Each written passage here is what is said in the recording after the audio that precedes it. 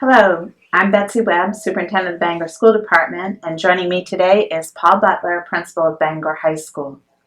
Mr. Butler, there's so many exciting things happening here at Bangor High School in regards to different types of learning pathways. Could you share some of the opportunities for our students? We're very excited about adding for next fall the newest versions of Bangor High School academies, building off the existing STEM program, which has been in place for the third year now. We'll have our first year of graduates this June.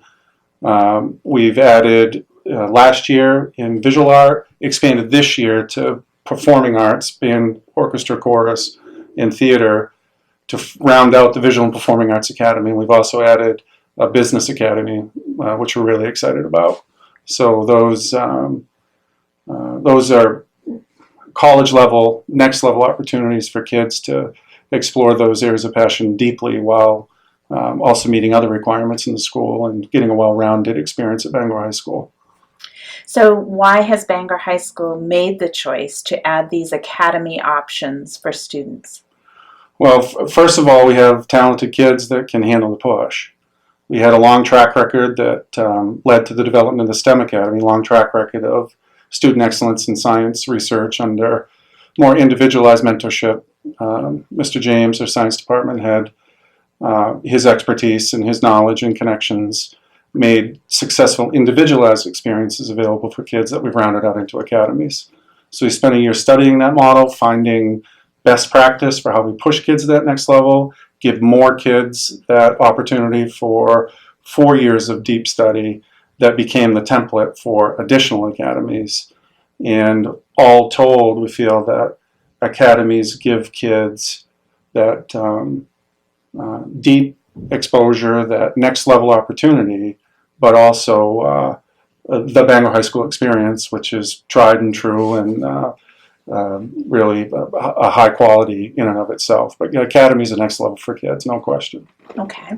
And is it a situation where if a student chooses an academy pathway that they will not see other students in the high school? Are they separated out? No, is it what they call? We totally reject that notion. The whole push at the time of the development of the academy was school within a school. We didn't want that. We want kids fully invested in all parts of school. We don't want bricks and mortar. We want a program option. So students, while there would be some natural groupings based on student interest and grade level and interest in languages and whatnot, we really want kids to feel like they are within a program in an otherwise excellent school that gives kids outstanding experiences in all the disciplines. So do you have to be really smart to be in one of these academies? I mean, are there entrance requirements? Do you have to pass tests? How do we do that? No, there is no entrance requirement. There is no entry score. We're about pathways, not barriers. There are certainly skills, inclinations. It's really more about drive.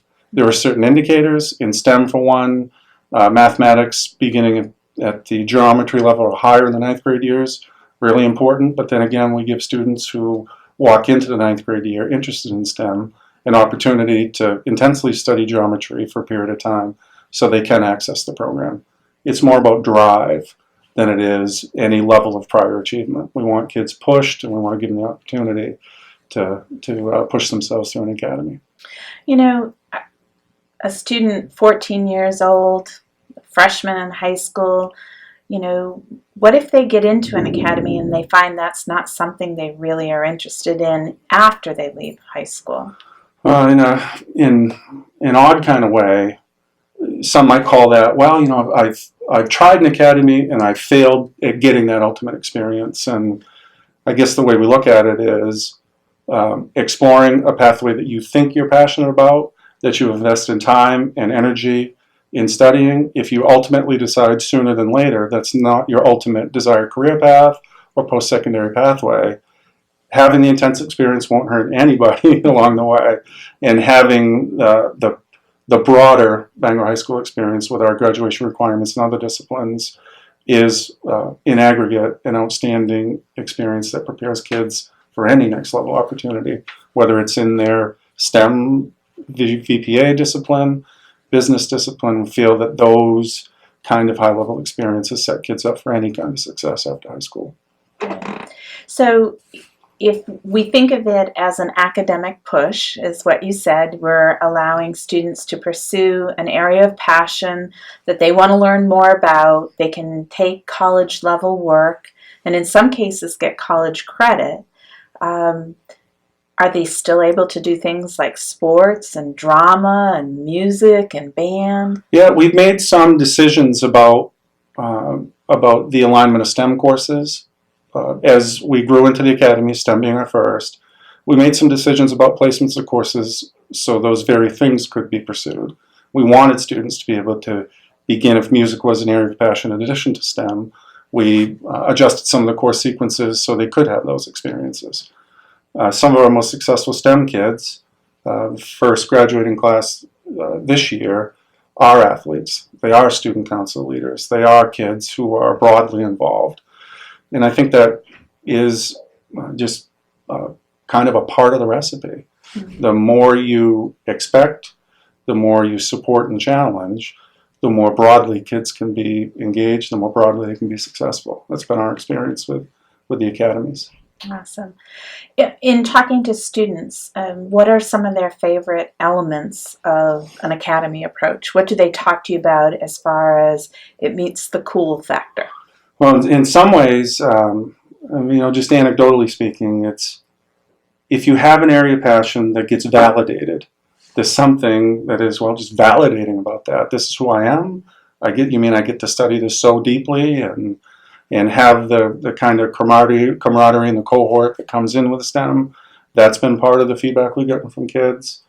I think the smart design. In a lot of ways, especially with the Performing Arts Academy, having the recital sequence and having it be those big moments that you prepare for and those interims that you're getting feedback and you're preparing for that big moment, I think is kind of cool too. It's not unlike athletics. It's not unlike anything that kids are deeply passionate about. Give them an expectation, give them a supported challenge, and a chance to shine. And kids light up, and that's been our experience with the academies. That's wonderful. Have you had feedback from parents? What are they saying about their child's experience? Well, they've said that most recently with STEM, just because we're on the like we've established on the other side as much as we can be of any of the academies, said that their students have achieved things that they didn't think was even possible in high school. In some ways, because college is so critical and parents are thinking about that next step, they've really valued the potential for college credit. Next level opportunities. It's definitely been rigorous. Kids have met the challenge, and parents have supported their children even as we've grown in through STEM and made some adjustments that have made more sense for their broader interests and their long-term pursuits. So do you envision that a student that experiences academy would have a leg up on their success in college? Yeah, no question. In terms of just the transactional benefit of having so many credits, the academies are one of the elements of the academy is that the student has a college credit earning opportunity. So that transactional element of credits in the bank is a boon for kids. But all things considered, the greatest value is, in our opinion, our experience so far, when kids are pushed at really high levels beyond what they thought they might be able to do. A supported push to those big moments is very much like an intense college program. So APs are a hallmark of Bangor High School. APs are a hallmark of the academies. And we think that rigor and the supported challenge of the courses sequenced is a real leg up for kids at the college and university level. What if someone doesn't know what APs are? Could you share what that is? We'll demystify AP a little bit. We like to play alphabet soup in education a little bit. APs are advanced placement courses, well established, national curriculum run by the College Board, familiar organizational name, creators of the SAT. So advanced placement courses are approved high school courses taught by a trained instructor toward a national standardized curriculum and a culminating exam in May that's scored on a 5-point scale. So a student prepares for the exam in Bangor High School courses, sits for the exam, and very often at Bangor High School, with our experience, score at high levels and earn opportunity for college credit at several, really thousands of colleges and universities across the country. Well, let's put that into context for our audience. How many tests were taken last year that were what we call an advanced placement test? We have 20 approved AP courses, several more sections than that. We administered last fall 538 AP exams to 219 students. The percentage of students that scored a college credit qualifying score of 3 or higher was 81%, which compares extremely favorably on the state level and highly competitively on the national level. To have 8 out of 10 students who sit for a college level exam with the potential to earn credit and be in position to earn that credit is remarkable. It's a testament to the kids and the quality of the program. I was very excited about the AP honor roll distinction that we received, which I believe puts us in the category of 1 out of approximately 500 schools in North America. That's right. That receive that level of success and gives opportunities from students that may not otherwise have that opportunity. And I think that goes right back to our belief that it's so important to have open access and that any student that wants to try that higher level is given that opportunity. Right. Just like we say, it's tougher when you've reached what you might think temporarily is the peak. You're at the top of your game. To be able to find a way to push it a little bit more is something we truly didn't anticipate, because we thought we'd sort of saturated the market with APs. And good thinking by department heads and talented kids, we found a way to extend even more. So it's been a nice expansion to the program. Awesome. So if you had to boil it down for students and parents that may have some interest of an academy, what would you give them as the top 3 reasons that they should consider an academy approach? Well, we're always thinking about the end. So beginning with the end in mind, as we say. We don't want kids to rush through high school, but we want them to enter and travel through high school with a next level plan, post-secondary goal. There's no question that any of the academies is a clear 4-year plan. Second, I would say it validates a passion. That they certainly have to be deeply invested, deeply interested in the topic to give like they do, but not give up the other things that are so fun about learning and all the other elements, all the other disciplines that they may not concentrate in so deeply. So that, and I would say still, and the one that the element that really gets folks' attention is it's not the best word for it, but it is sort of a transactional deal. They really do get a leg up. They really do have potential for dollar earning value.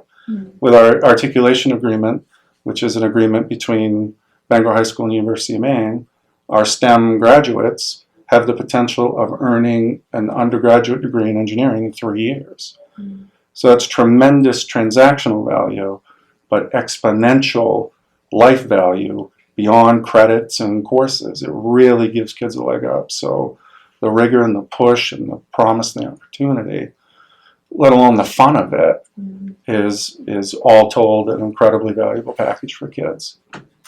All the research around the success of schools and of students as far as with achievement points to it's the quality of the teachers. Talk to me or us about the quality of the teachers that students would interact with in these academies. Well, I would put our faculty and staff up against anybody. Their content knowledge, their commitment to kids, their understanding of what we say give a supported challenge to every student.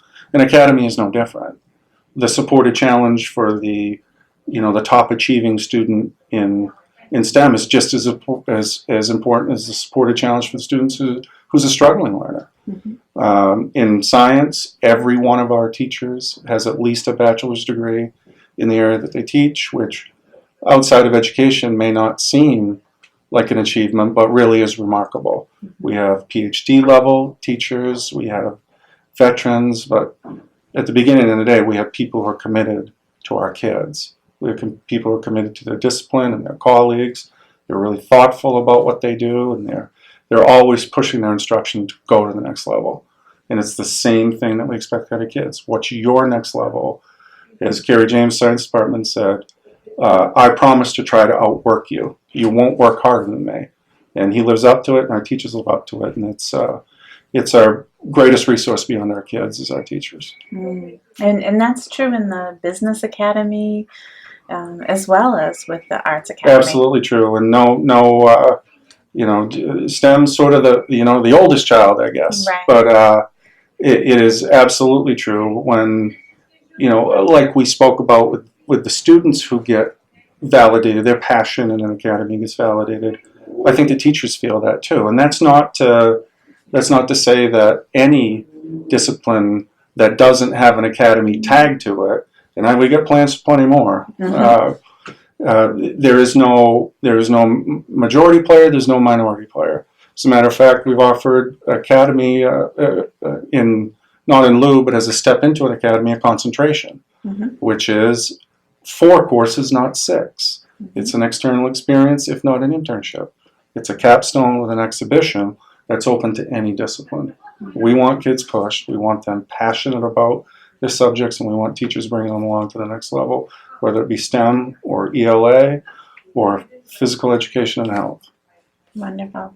So I guess the last question being, if someone had questions and they wanted to learn more about, which is exciting, a concentration, which is for anyone, and or an academy, who should they contact? Well, my line is always open. I love to be the front line just because I like to know, and it's easy to talk about when folks are interested in the potential push at Bangor High School.